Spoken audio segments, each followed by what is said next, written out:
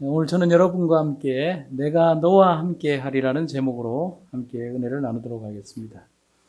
먼저 루마니아의 신부이기도 하고 또 망명 작가이기도 한 게오르기우라고 하는 사람이 이런 글을 썼습니다.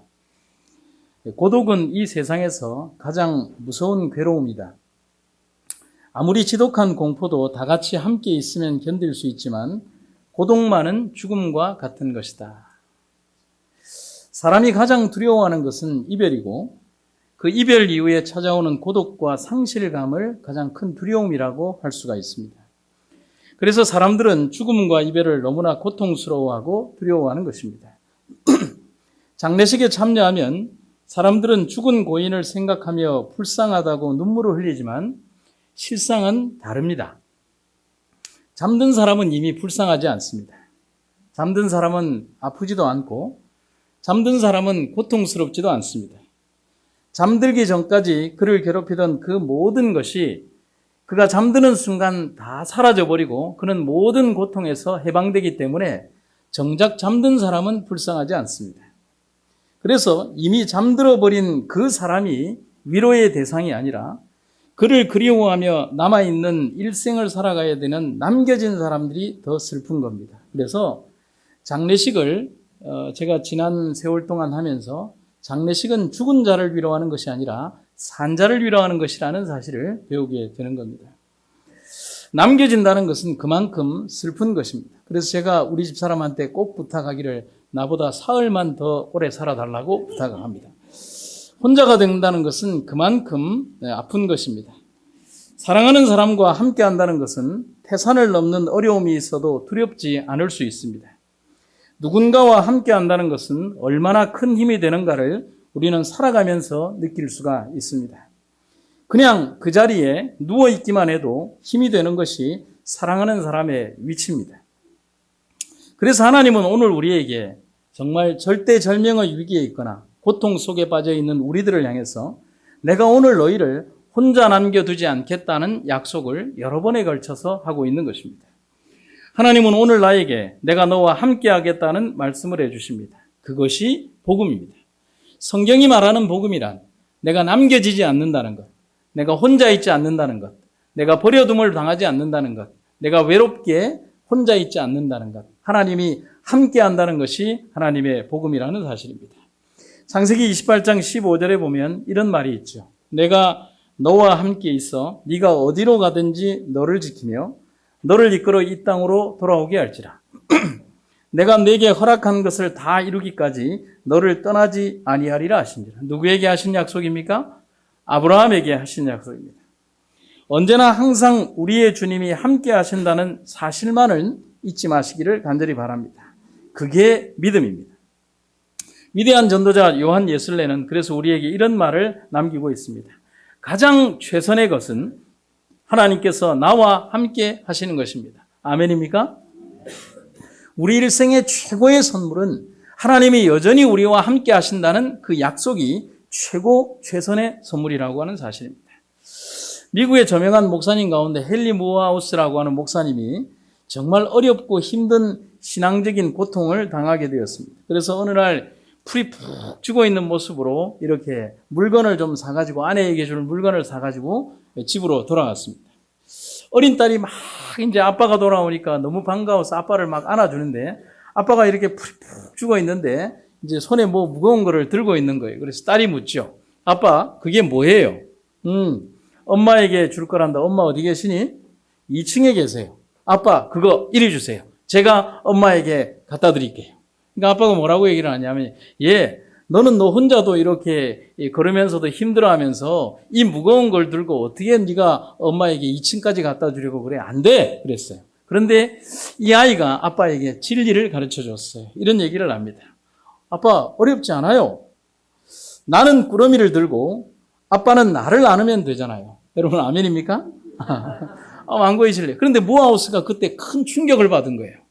나는 꾸러미를 들고 무거운 짐을 들지만 하나님이 나를 안아서 2층까지 데려다 주면 되는 거예요. 여러분, 아멘이 여기에서 굉장히 크게 나와야 되는데, 이 설교에 온 거예요. 여기에 감동을 콱 받고, 아멘 나와야 되는데, 내가 다시 얘기를 해야 될 것 같은데, 다시 한번. 나를 안아주시고, 하나님이 나를 안고 2층으로 데려가시면 됩니다. 그렇습니다. 그 순간, 무하우스 목사님의 머리에 성광처럼 떠오르는 것은, 하나님이 나를 이와 같이 안고 계시는데, 왜 나는 그토록 좌절했던가? 이 확신을 가지고 그는 자기에게 이르러 왔던 모든 난관을 이겨 나갈 수가 있습니다. 우리는 너무도 간단하고 너무도 명쾌한 삶의 원리와 신앙의 원리를 자주 잊어버릴 때가 있습니다. 하나님이 내 곁에 여전히 계시는데 내가 왜 두려운가? 하나님이 나와 함께 하시는데 내가 왜 실망할까? 하나님이 계시다면 어떤 어려움도 이길 수 있음을 우리는 절대로 잊어버려서는 안 된다는 사실입니다. 오늘 우리의 삶 속에서 바로 그러한 신앙의 원리가 나를 지배하고 내가 그러한 믿음의 신앙인들이 되시기를 주의 이름으로 축원합니다. 첫 번째로 이사야 41장 9절에 보면 하나님께서 이런 말씀을 하십니다. 내가 땅 끝에서부터 너를 붙들며 땅 모퉁이에서부터 너를 부르고 너에게 이르기를 너는 나의 종이라 내가 너를 택하고 실어버리지 아니하였다 하였노라 했습니다. 이스라엘의 반복된 죄와 우상 숭배는 결국 심판이라는 무서운 결과를 초래하게 만들었습니다. 그러나 하나님은 당신의 백성들을 희망이 없이 버리시는 것이 아니라 다시 쓰시기 위하여 그들에게 고난을 허락하시는 장면을 볼 수 있습니다. 여러분, 하나님께서 이스라엘 백성들에게 주신 시험과 고난은 내쳐버리고 멸망하도록 버리기 위하여 때리시는 것이 아니라 다시 쓰시기 위하여 때리는 거예요. 사랑하기 때문에 때리는 거예요. 그를 돌리기 위하여 때리는 거예요. 그렇잖아요? 그를 올바른 길로 이끌게 하기 위하여 그에게 회초리를 드시는 것이 하나님의 섭리라고 하는 사실입니다. 그래서 본문 속에 있는 말씀을 보면 이스라엘 백성들이 하나님을 붙들고 하나님을 택한 것이 아니라 하나님께서 백성들을 붙들고 부르시고 계심을 알 수가 있다는 사실입니다. 여러분, 믿음은 상호간의 작용이 있는데 여러분과 저의 착각은 뭐냐면 내가 대단히 믿음이 있어서 하나님을 붙들고 새벽 기도 드리고 낮에도 기도 드리고 예배 잘 드리고 헌금 잘하고 그래서 내가 대단한 믿음이 있는 것처럼 보이지만 천만의 말씀이죠. 우리 쪽에 믿음이 더 있는 것이 아니라 하나님이 우리를 믿으시는 믿음이 더 크다는 사실을 우리는 절대로 잊어서는 안 된다는 사실입니다. 그래서 성경에 보면 내가 너를 붙들고 오라고 하는 장면이 있는 것입니다. 야복 강가의 장면을 다시 한번 설명해 볼까요? 밤새도록 천사에게 축복하지 아니하면 보내지 않겠습니다라고 하는 이 말도 안 되는 싸움은 천사가 힘만 조금만 줘서 던져버리면 산 저 모퉁이 아래까지 던져버릴 수 있는 힘이 있음에도 불구하고 네가 나를 놓아라 내가 갈 수 있다라고 하는 그 질긴 싸움을 밤새도록 하고 있는 것은 뭐냐면 야곱이 천사를 붙들고 있는 것이 아니라 천사가 야곱을 붙들면서 너 나를 놓지 말라고 하는 하나님의 복음적인 장면이 그 속에 있음을 여러분과 저는 잊어서는 안 된다는 사실입니다. 스펄전 목사님의 일화에 보면 참 재미있는 내용이 나옵니다. 스펄전 목사님은 굉장히 위대한 설교가 중에 하나죠. 근데 이 목사님이 어느 날 한 주일날 설교를 했는데 뭐 이런 표현을 잘 안 씁니다만은 이제 목사 자신이 생각을 하기를 죽을 수는 설교를 한 것입니다. 정말 어떻게 내가 그런 설교를 했을까? 그래서 설교자들도 이런 트라우마가 있죠. 어떤 날 설교를 너무 못하고 나면 일주일 내내 그 생각에 사로잡혀서 내가 왜 그런 설교를 했고 어떻게 그런 어떤 강연을 했을까라고 고민을 하게 됩니다. 스펄전 목사님의 자존심이 허락을 하지 않는 거예요. 그래서 일주일 내내 무슨 기도를 했냐면 하나님 당신은 무에서 유를 창조하시는 분 아닙니까? 내가 형편없는 설교를 했지만 하나님께서 축복해 주셔서 사람들의 마음속에 감동이 이르러 오도록 좀 어떻게 좀 해주시면 안 되겠습니까? 그러면서 눈만 뜨면 그 설교를 위해서 하나님 저는 정말 무가치한 설교를 했지만 하나님 함께 해 주십시오 하면서 일주일을 내내 고민하면서 지난 주일날 했던 설교에 대해서 기도를 했어요. 그리고 그 다음 주에는 정말 멋있는 설교, 정말 감동시키는 설교를 하기 위해서 일주일 동안을 정말 준비를 했습니다. 그러면 그 다음 주일날 목사님이 설교를 했는데 설교를 잘했을까요? 못했을까요? 잘했어요. 목사님이 평생에 그렇게 만족감이 이르러오는 설교를 한 적이 없어요. 그래서 교인들도 목사님의 손을 잡으면서 목사님 오늘 설교가 너무 감동적이었다라고 하는 그런 얘기를 하면서 목사님이 정말 이렇게 기뻐했습니다. 근데 목사님 마음속에 이상한 의문이 들어서 설문조사를 하고 나중에 조사를 했어요.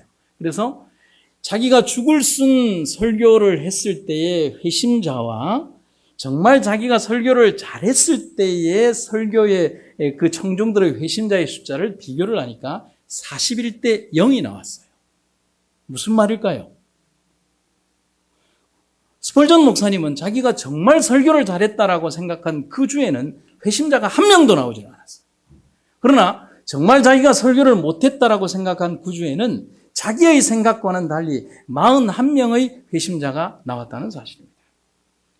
첫 번째의 엉터리 설교를 통해서는 41명이나 주님을 영접했지만 두 번째의 그 멋진 설교를 통해서는 단 한 명의 영혼도 구원하지 못했습니다. 내가 생각한 멋진 설교를 했지 하나님이 함께하는 멋진 설교를 한 것은 아닙니다. 자기 만족을 위한 설교를 했지 하나님의 영이 임하는 설교를 하지는 않은 것입니다. 여러분과 저도 스펄전의 경험을 잊어서는 안 되는 것입니다. 하나님이 잡지 않으시면 아무것도 할 수 없습니다. 아멘입니까? 하나님의 영이 함께하지 않으면 어떤 사업도 이룰 수 없는 것입니다.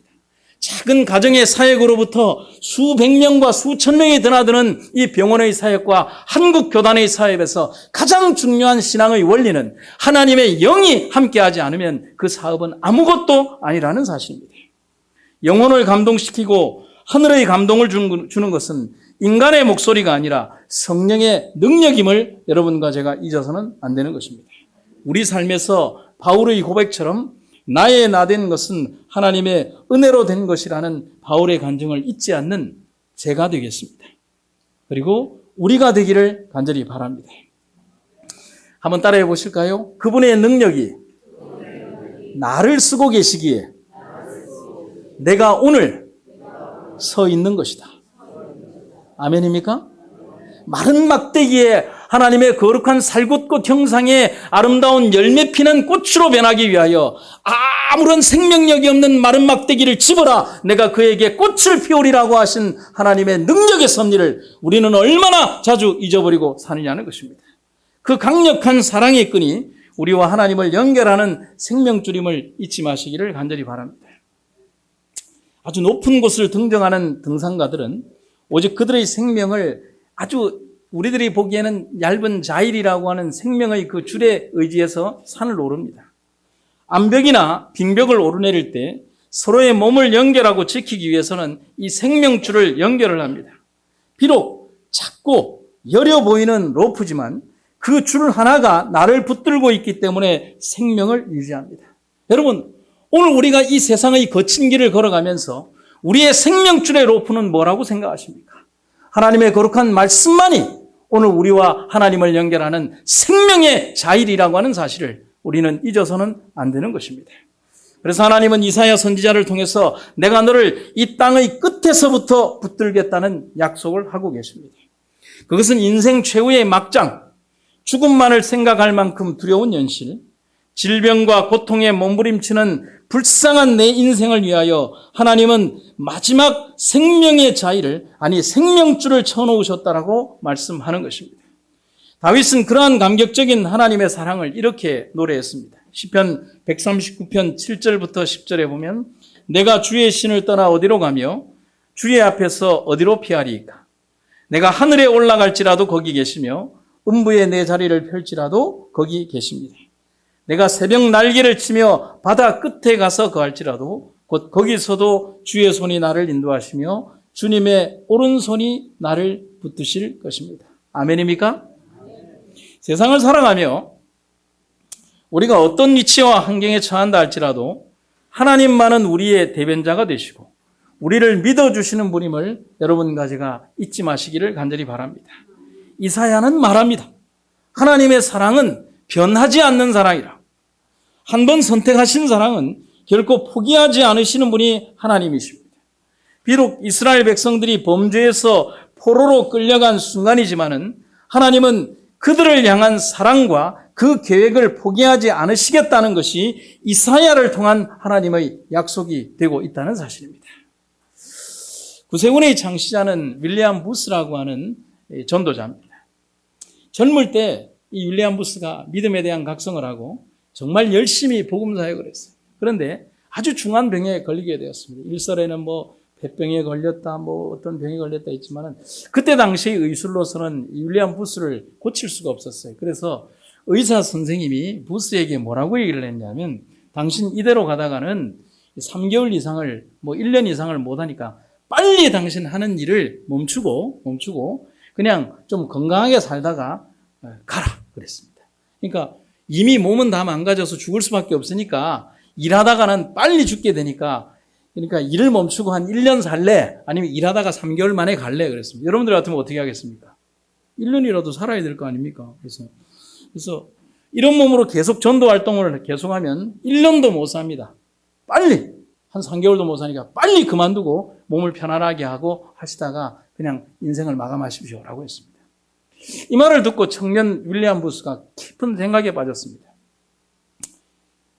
1년을 살까 3개월을 살까 생각을 했어요. 어차피 사는 인생 주님을 위하여 일하다가 죽는 게 낫지, 조금 몇 개월 더 사는 게 뭐 중요할까. 그렇게 해서 의사는 그에게 쉬라고 명령했지만 자기에게 남겨진 시간이 얼마 남지 않았다는 사실을 알고 그 이전에 일하던 것보다 갑절의 일을 했어요. 왜냐하면 그 이전에는 자기 인생이 그렇게 짧다라고 생각 안 했으니까 자기에게 주어진 시간이 이제 한정되게 적다는 생각을 하고 더 열심히 일을 한 거예요. 그래서 의사가 말한 1년은 또 다른 1년이 되고 그 1년은 또 다른 1년이 되고, 그렇게 해서 병 때문에 죽은 것이 아니라 선언받기는 30대 초반에 선언을 받았는데, 그는 몇 살까지 전도를 했냐면 84세까지 전도를 하다가 자연스럽게 주님 안에서 잠들었습니다. 그의 회고록에 보면 재미있는 글이 있습니다. 여기에 우리 의사 선생님들이 많은데 그때 당시 윌리엄 부스의 얘기니까 놓아지는 마십시오. 이렇게 되어 있습니다. 내가 젊었을 때 의사가 나를 버렸습니다. 그래서 나도 의사를 버렸습니다. 그 대신 나는 의사 대신에 하나님을 선택했습니다. 그런데 그 하나님이 나를 붙드시고 나를 지금까지 지켜주셨습니다. 그리고 나를 84세까지 살게 하며 하나님의 사역을 하게 만들었습니다. 여러분, 오늘 우리는 무엇을 버리고 무엇을 선택하시겠습니까? 우리도 부스처럼 우리의 생명을 창조하신 하나님을 의지하고 그분만을 의지하는 이들이 되기를 간절히 바랍니다. 우리가 의지해야 될 것 같은 신기루와 같은 것들은 많이 있어요. 어떤 사람, 어떤 권력, 어떤 정치인, 어떤 유명한 사람들. 그러나 그런 많은 사람들이 이 교회와 우리의 신앙을 지켜줄 수 있는 버팀목이 되지 않는다는 사실을 우리는 깨닫고, 여리고도 성을 획파하고 우리에게 요단강과 홍해를 건너게 하셨던 하나님의 능력의 역사는 위대하신 하나님이라는 사실을 여러분과 제가 잊지 마시기를 간절히 바랍니다. 이사야 41장 10절에 내가 너와 함께하리라는 약속을 다시 하고 계십니다. 성경의 약속에서 우리를 정말 기쁘게 하는 것은 하나님이 항상 우리와 함께 하신다는 약속입니다. 그래서 예수님의 이름 속에는 우리와 언제나 함께하고자 하시는 하나님의 뜻이 담겨져 있습니다. 이사야 7장 14절에 보라 처녀가 잉태하여 아들을 낳을 것이요 그 이름을 임마누엘이라 하리라. 마태복음 1장 23절에 그 이름은 임마누엘이라 하였으니 이를 번역한즉 하나님이 우리와 함께 계시다 함이라. 임마누엘, 하나님은 언제나 우리와 함께 하시는 하나님이라고 약속해 주고 계시다는 사실입니다. 우리의 예수님은 바로 우리 가운데 삶의 중심에 우리와 함께 계시기를 원하시는 분임을 여러분과 저는 잊지 마시기를 간절히 바랍니다. 그래서 신명기서에도 보면 네 하나님 여호와 그가 너와 함께 행하실 것임이라 반드시 너를 떠나지 아니하시며 버리지 아니하시리라 하고, 여호와 그가 네 앞서 행하시며 너와 함께하사 너를 떠나지 아니하시며 버리지 아니하시리니 너는 두려워 말라 놀라지 말아라. 이스라엘 백성들은 자신들의 죄로 인해서 그들은 앞으로 정해진 세월 동안 포로 생활을 해야만 했습니다. 그것은 하나님이나 그들 모두가 원하는 일들은 아니었지만 그들의 생활이 그런 결과를 낳은 것입니다. 그때의 백성들은 그들이 하나님으로부터 버림받았다라고 생각할 수도 있습니다. 하지만 하나님은 그들과 언제든지 함께 할 것입니다. 그것이 하나님의 약속이라는 사실입니다. 성경에 등장하는 세 가지의 약속을 한번 읽어볼까요? 첫째, 하나님은 고난당하는 요셉과 함께 하셨습니다. 아멘입니까? 하나님은 다니엘의 친구들과도 함께 하셨습니다. 아멘입니까? 하나님은 다니엘의 어려움과 고통에도 함께 하셨습니다. 절대절명의 위기에서 그들이 살 수 있었던 유일한 이유는 하나님이 함께 하셨기 때문이라는 사실. 여러분들이 삶의 모든 현장과 그리고 여러분들이 판단하고 살아가야 되는 모든 일들, 그리고 우리가 신앙적인 도전을 받는 모든 일들에 대하여 하나님이 살아계신다는 사실을 잊지 않고 우리가 주님을 먼저 선택하는 여러분과 제가 되기를 간절히 바랍니다. 그래서 함께 하신다는 약속은 언제나 영어의 always라는 단어와 짝을 이루고 있습니다. 그 always라는 단어는 또 무엇과 짝을 이루느냐면 everywhere, 어느 장소라고 하는 그 단어와 짝을 이루고 있다는 사실입니다. 모든 시간의 법류에 걸쳐서 또는 때에 따라 달라짐이 없이 항상 언제나 어디서나 하나님이 우리를 돌보신다는 하나님의 약속. 시간적인 의미에서, 장소적인 의미에서 단 한순간도 우리를 떠나지 않으신다는 하나님의 약속의 말씀들을 여러분과 제가 잊지 마시기를 간절히 바랍니다. 시편 이 정언에 있는 말씀, 복음 전도자에 보면 이런 말씀이 있습니다. 하나님께서 우리를 인도하심으로 우리는 과거에 미약한 중에라도 성령의 능력으로 일하던 때에 하나님께서 우리와 함께 하신 것과 같이 앞으로도 우리와 항상 같이 하실 것을 확신하고 담대히 앞으로 나아갈 수 있다. 하나님께서 오늘 우리들에게 인도하신다면 우리는 우리에게 주어진 어떤 삶의 환경과 어떤 길들이 주어진다 할지라도 주님과 함께 담대하게 하나님의 능력의 길로 갈 수 있음을 여러분과 제가 기억하시기를 간절히 바랍니다. 그래서 시편 121편에 이런 말이 있죠. 여호와는 너를 지키시는 자라. 여호와께서 내 우편에서 내 그늘이 되시나니 낮의 해가 너를 상치 아니하며 밤의 달도 너를 해치 아니하리로다. 여호와께서 너를 지켜 모든 환난을 면케하시며 또 내 영혼을 지켜 주시리로다. 여호와께서 너의 출입을 지금부터 영원까지 지켜 주시리로다. 아멘입니까? 하나님의 보호하심, 하나님의 동행, 하나님께서 우리를 이끌어 주시는 그 많은 일들이 오늘 우리와 함께하고 있음을 여러분 잊지 마시기를 간절히 바랍니다. 나는 보지 못한다 하더라도 하나님은 여전히 나와 함께 하신다는 그 확실한 동행이 오늘은 우리를 이끌어 주고 계시다는 사실입니다. 제가 마지막으로 제 아버지 이야기를 좀 들려드리고 말씀을 좀 마칠까 합니다. 모든 사람들에게 아버지와 관련된 아련한 추억들이 있을 것입니다. 지금은 제가 목사라서 아무도 믿어주지 않지만 제가 성격이 내성적이라고 하면 다 거짓말쟁이라고 하는데 저 굉장히 조심합니다. 그리고 저는 쑥스러움이 너무 많았습니다. 그래서 두 사람 앞에서 말을 못했습니다. 제가 제일 좋아하는 공간은 집입니다. 그래서 집 밖으로 나가는 것을 별로 안 좋아합니다. 지금도 아직 외국을 나가본 적이 없고 제주도도 수학여행을 따라 아이들 인솔한 거 외에는 비행기를 타본 적이 없습니다. 제일 좋은 친구는 아버지하고 엄마고 그냥 집이었습니다.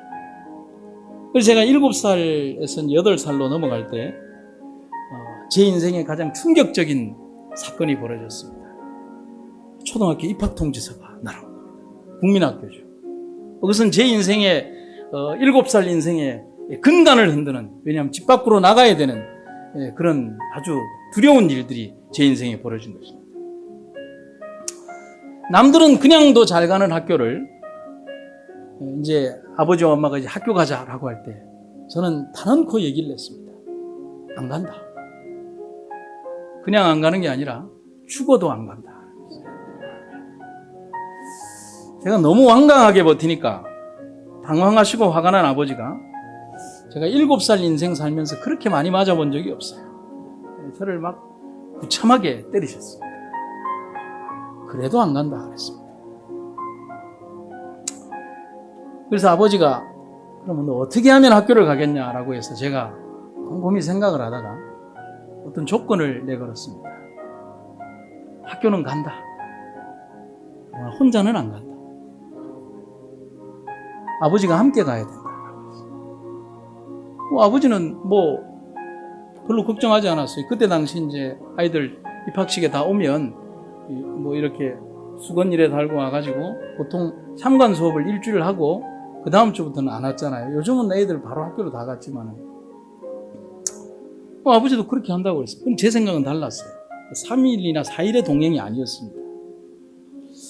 한 주일이 지나면 모든 부모님들이 다 철수를 하는데 우리 아버지만 철수를 못했습니다. 왜냐하면 우리 아버지가 안 따라오겠다고 하면 제가 그냥 자지러지고 넘어가니까. 그래서 우리 아버지가 교실 뒤편에 이렇게 앉아 계시니까 저희 아버지는 간단합니다. 이 얼굴에 머리만 없다고 생각하시면 됩니다. 그리고 옛날에 아버지들이 입었던 똥색 잠바 입고 다 앉아 있으니까 우리 아버지 틀이 좋아요. 그러니까 선생님이 수업을 할 때마다 뒤에 장확하니 앉아 있는 것 같은 거예요. 저희 아버지가 일주일 뒤에도 앉아있고 열흘 뒤에도 앉아있고 보름 뒤에도 앉아있으니 선생님이 수업을 못하는 것입니다. 그래서 교장 선생님도 오고 교감 선생님도 오셔서 아버지 보고 돌아가라고 했지만 제가 그냥 그 자리에서 자지러지고 넘어지니까 어떻게 할 수가 없는. 그래서 특수아동임을 이제 감지한 선생님이 우리 아버지에게 오시기는 오시되 교실에는 들어오지 말라고 했습니다. 저는 그것도 안 된다 그랬습니다. 아버지가 이렇게 있어야 된다. 그래서 제가 그 얘기를 듣는 순간 또 이제 자지러지면서 막 넘어가고 막 울고 불고 난리가 나니까. 그래서 이 어려운 문제를 해결하신 분이 저희 아버지가 이 어려운 문제를 해결을 했습니다. 저를 데리고서 조용히 뭐라고 했냐고, 호철아, 내가 더 이상 이 교실에는 있을 수는 없다. 내가 요 문 밖에 나가 있을게.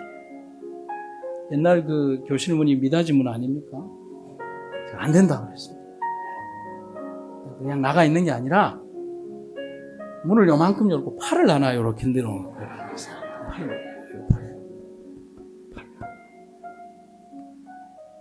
그래서 제가 가만히 어릴 때 생각을 해보니까 팔을 띄놓고 어디 갈 수는 없잖아요. 그래서 그건 된다고 그랬습니다.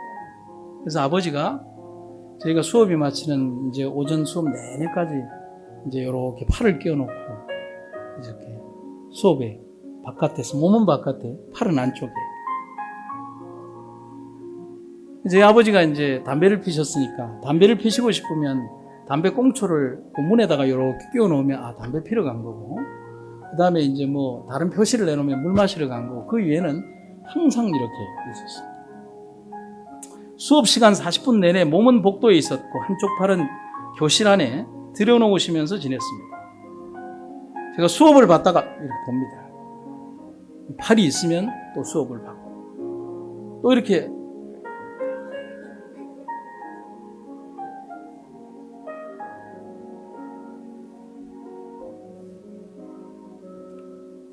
저희 아버지의 그런 저와의 동반 출석은 국민학교 2학년 4월 달까지 저와 함께 학교를 그렇게 다녔습니다. 세월이 지나서 생각을 해봤죠. 아버지가 왜 그랬을까? 이 철부지인 제가 이 세상이라는 곳에 적응하기까지 아버지는 그렇게 저를 기다려 주신 것입니다. 사랑이 아니면 안 되는 일임을 저는 이제는 알 수 있습니다. 그때는 그게 당연한 줄 알았는데 살아가면서 얼마나 감사하고 고마운지 이제는 뼈저리게 뼈에 사무치도록 어떻게 그 사랑을 갚을 수 있을까? 내 곁에 언제나 계셨던 당신이 내게 얼마나 큰 힘이 되었는지, 그 사랑 때문에 지금의 내가 있는지, 나는 돌아가시기까지 아버지에게 단 한 번도 뭔가를 해드린 것이 없는 그런 불효자인 것 같아요. 그러면서 제 마음속에 하나님이 우리에게 그런 분이라는 사실을 저는 깨닫게 되는 것입니다. 하나님은 우리에게 함께 있어 달라고 애원하지 않아도 하나님은 언제나 우리의 곁에 계십니다. 아무리 내가 싫다고 말해도 그분은 안 떠납니다.